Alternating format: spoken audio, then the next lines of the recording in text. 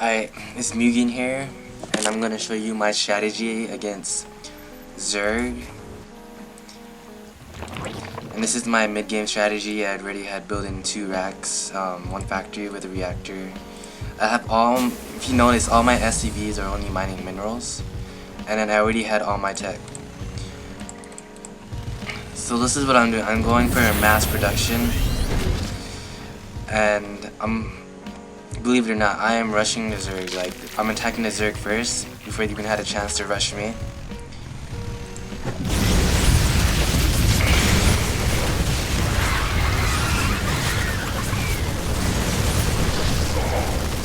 You notice, Helliers become extremely useful against Zergs. People usually like underrate them considering their rate.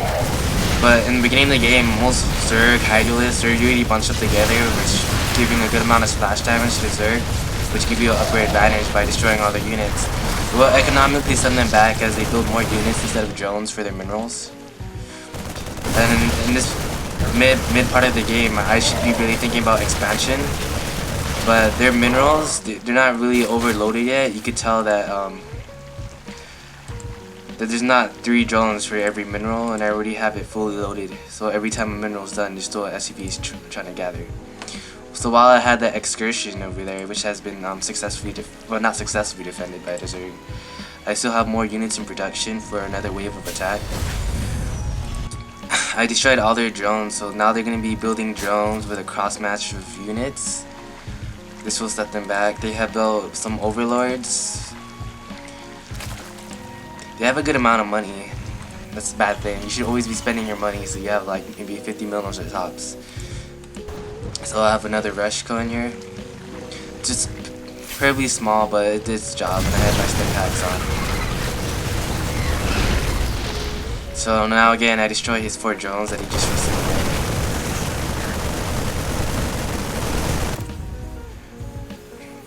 This is my build cam. Make sure you're always building units while you're attacking. It will help you when they counter attack. You're like, oh, units building shit too.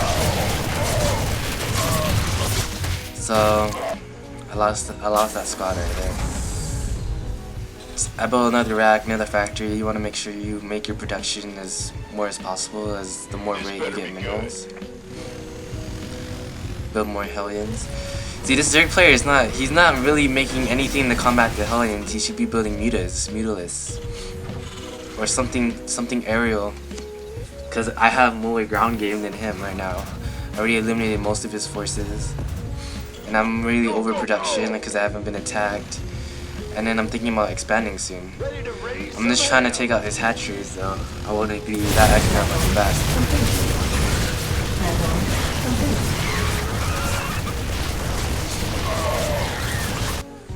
See, those Hellions really help me deal with those Zerglings. And then those Marauders are really good against the Hydralisks, because Marauders just give like a big amount of damage. So that was pretty good. I should have not sent these. This was like a waste. Now since I pushed this much, I already know that the Zerg will just be rebuilding, you know, building up their defense. Because I already struck them like 3 times. He wants to get his drones on this base. So that's his main focus. This is defend right here, and get these spine crawlers to defend this part of the base. I already knew that was gonna happen, so I had my plans in making a tank already. See my fully loaded base. Minerals are almost gone. Same for Zerg, but I already have more in my minerals. Fully loaded stockpile. I even got 2 like SCVs right there. I have a command center waiting, and I have 4 Hellions. Units in the making, mass production. And I have 3 factories, 1 starport. Almost at limit. I haven't used my ability yet, which I should have if I wanted to be a good StarCraft player. So I got this building. I'm just thinking I should push again. I already have a tank. I'm just waiting for the siege because I'm doing a siege upgrade currently. It's only halfway done. So let's see what Zerg has. Zerg has spine crawlers. He's really focusing on those drones right now because I kept destroying his drones. Drone, drone. He has too much money. He could have spent it somewhere else. He already made 2 geysers, which are not collecting any gas, so there's no reason to build geysers. Not mining them. You got an overseer.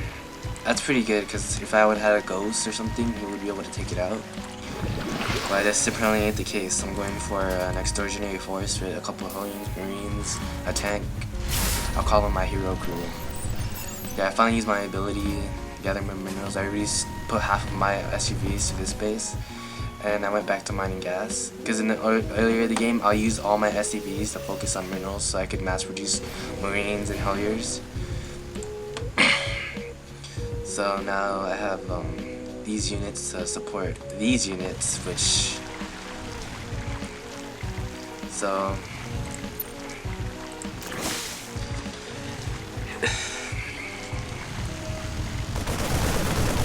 you see my helliers to shoot up the cliff. I didn't really know that you can do that, but they can. Everything in Terran is projectile, so you can shoot up cliffs, down cliffs, you shoot anywhere. You just to be in the distance of the attack. So I'm making a great push. Keep my units at a good distance to protect my tanks. Hold them at bay, press H to hold position. You want to save as many units as you can, because if your attack fails, then you can just send 1 unit later. So use your drop ships to get more reviews so you can get more cannon attacks. Things like when you make tanks, you always go for your tanks, but that's not the real thing you want to be going for. You want to be going for my aliens. So I believe this is game.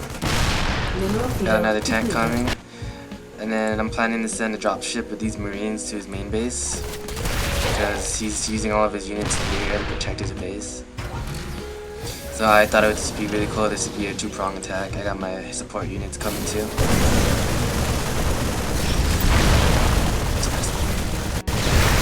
So maybe try going for a final tap to get this tank right here.